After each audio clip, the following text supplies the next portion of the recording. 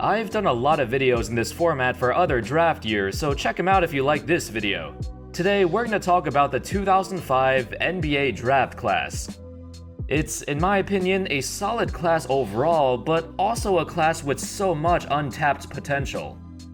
A handful of players looked like they were on their way to greatness before things like injuries, lack of motivation, or sometimes an underwhelming role on their respective teams.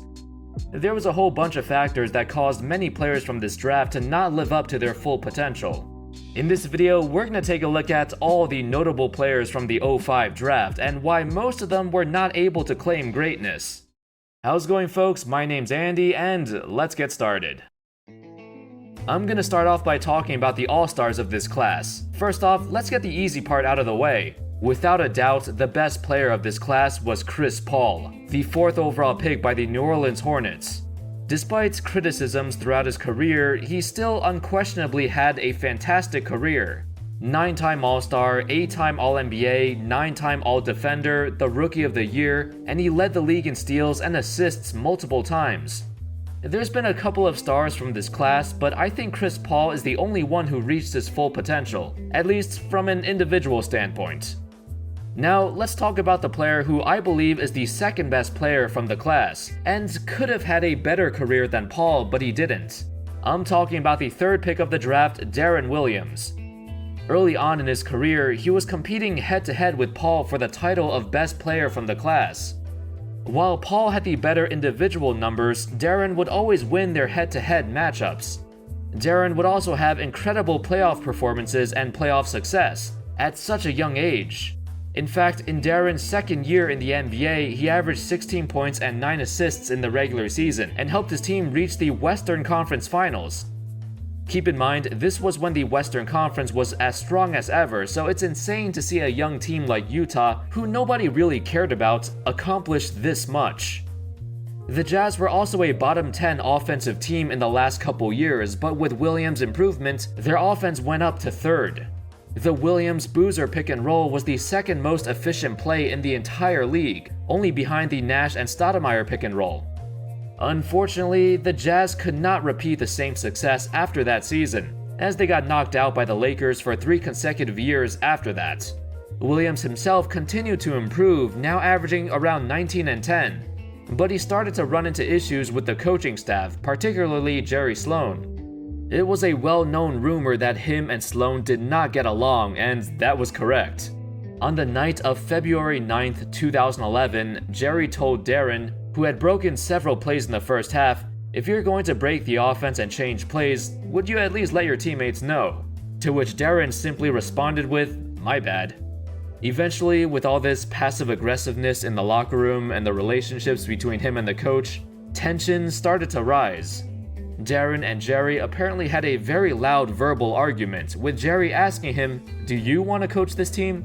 He was upset that Deron was not listening to the play calls and just doing his own thing out there, and eventually he realized he was too old for this and decided to retire the same night. A few weeks later, Deron got traded to the Nets. In New Jersey and Brooklyn, he had a couple of good seasons, but ankle injuries started to slow him down. By the age of 29, he looked nowhere near his former self, and the Nets didn't get that far in his 5 seasons there. At the age of 32, he was left rotting on the bench in Cleveland, as he watched the Warriors easily defeat them in the 2017 finals. Shortly after that, he retired. While Deron had some amazing early years in the NBA, it went downhill super fast, and if he had more motivation, he could have been the best player of this class. I also think Utah's pick-and-roll heavy offense helped him tremendously, whereas in Brooklyn, his game was more reliant on isolations, which he was not that good at. That played a part in his regression too. Anyway, the 1st pick of the draft was Andrew Bogut. Most fans don't remember what he was like before he joined Golden State, but he was a star. Offensively, he was good, but defensively, he was amazing. Kinda fit into the same mold as somebody like Rudy Gobert. In 2010 and 2011, Milwaukee finished with the 2nd and 4th best defensive rating respectively. They had no business being one of the best defensive teams in the league, yet they were, because Bogut was that impactful. He even made the All-NBA 3rd team in 2010. Unfortunately, a devastating right elbow injury in the same year essentially halted Bogut's progression, and he was never the same player after that. Yeah, his defense and passing skills were still there, but his scoring ability never recovered. It was terrible because the injury was on his right arm, his dominant arm. Eventually, he would get traded to Golden State, where he still proved himself to be a valuable role player, but no longer the first or second option. The Warriors had too many offensive threats, and Bogut now played a supportive role. While still a very important part of their team, and maybe the Warriors wouldn't have blown a 3-1 lead if Bogut was healthy, but after that season, they ultimately decided to not keep him. And he bounced around a couple of teams, suffered a couple of knee injuries before finally heading back to Australia, his home country. If it wasn't for the injury, who knows how his career could have turned out. At number 10, we have Andrew Bynum.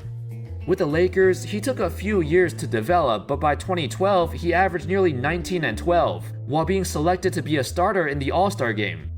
It was his first ever selection, and at just 24 years old, it was looking bright for the young Bynum. But as the story goes, that would be his last productive season. In the summer, he got traded in that blockbuster Dwight Howard trade, sending him to Philadelphia, where he got injured while bowling, and never played a single game for Philly. In fact, by this time, with multiple setbacks in his injuries, his knees were so bad that he couldn't even play at all anymore. Just 2 years after that successful season, he retired at the age of 26.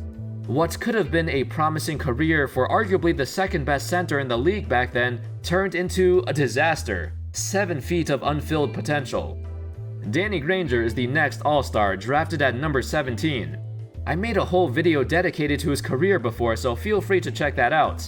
But basically, he was Indiana's leading scorer for 4 straight years, and in 2009 averaged 26 points a game. At 25 years old, he was pretty damn good, a dynamic scorer and an early version of someone like Kevin Durant. Smooth yet effortless scorer with long arms and a great jump shot. Just like with most of these guys on the list, knee injuries were his demise. David Lee, the last All-Star of this class, was drafted with the 30th pick. He had a phenomenal yet overlooked NBA career. Lee was a double-double machine on the Knicks, but didn't get much recognition because, well, the Knicks kinda sucked. But even when he joined Golden State, he continued to put up excellent numbers. Lee suffered a couple of injuries that weren't too major, at least compared to other guys from his class, but eventually his athleticism and explosiveness would slow down. By 2017, at the age of 34, Lee was a free agent, but nobody was interested in him. As a result, he officially retired. Those were all the All-Stars from the class, so now I'll briefly mention other notable role players. Marvin Williams, the second overall pick. To summarize, he was a high school sensation, and the Hawks took a major gamble by taking him, cause he was like the epitome of the hyper-athletic do-it-all small forward, but also very unpolished. They were hoping he could develop into a star because it was believed he had the highest ceiling of the entire draft. However, that time would never come. As the years went by, Marvin would reform himself, moving to the power forward position and becoming a legitimate 3-and-D player. In Utah and Charlotte, he made significant strides in that area. He's kind of a soft bust because he never lived up to the hype, but 14 years later, he's still in the league. Raymond Felton, the 5th overall pick. A great tenure with the Charlotte Bobcats and nearly became an All-Star in his first year in New York, but weight issues and the lack of motivation was his downfall.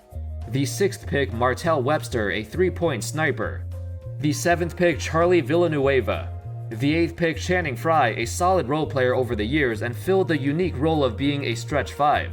The 18th pick, Gerald Green, former slam dunk champion who eventually became a deadly 3-point shooter. The 21st pick, Nate Robinson, one of the most erratic yet physical and inspirational little guys to ever play in the league. The 22nd pick, Jarrett Jack.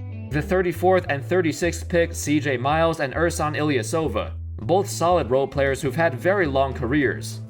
The 40th pick, Monte Ellis, a high school sensation and a dynamic scorer back in his day. Despite having multiple seasons of averaging over 20 points a game, he never became an All-Star. He's more known for being the guy the Warriors traded away in order for them to become contenders.